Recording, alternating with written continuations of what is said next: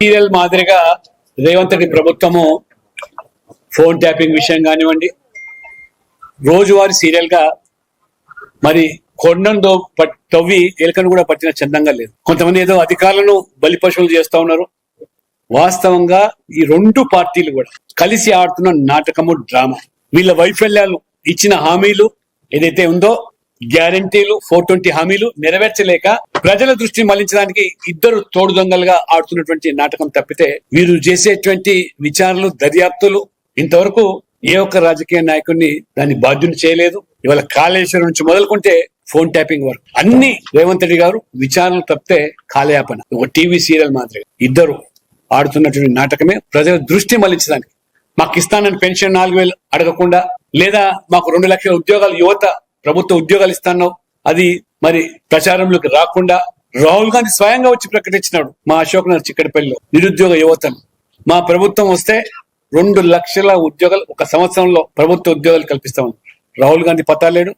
రేవంత్ రెడ్డి గారు పూటకొక మాట, రోజుకొక నాటకీ ఫక్కీలో ఈ యొక్క మరి ఈ విచారణలు, ఈ సిట్టులు మరి ఒరిగేదేం లేదు. ప్రజలకు దీనివల్ల వచ్చేదేం లేదు. నిజంగా వాళ్ళకి చిత్తశుద్ధి ఉన్నట్టయితే ఈ పాటికి దానికి ఎవరైతే సూత్రాలు ఉన్నారో వాళ్ళ మీద చర్యలు తీసుకోవాలి. ఏదో కొంతమందిని ఏదో అధికారులను బలిపశువులు చేస్తారు కానీ దానివల్ల దొరికిందేం లేదు. ఈ రాష్ట్రంలో ఏ పార్టీతో పొత్తులో పోయే అవకాశం లేదు. భవిష్యత్తు ఖచ్చితంగా బీజేపీది. 2 పార్టీల పట్ల ప్రజలు విసిగిపోయినారు. గతంలో కాంగ్రెస్ మీద ప్రేమతో ప్రజలు కాంగ్రెస్ ఓటేసి గెలిపించలేదు. కేసీఆర్, కేటీఆర్ పాలన పట్ల విసిగి వాళ్ళ యొక్క అవినీతి, బంధుప్రీతి, కుటుంబ పాలన, వాళ్ళ యొక్క మరి పెత్తందారి పోకడల పట్ల అహంకారపూరితమైన చర్యల వల్ల మొత్తం సమాజం విసిగి మార్పులో భాగంగా కాంగ్రెస్ లాభపడ్డది కానీ కాదు.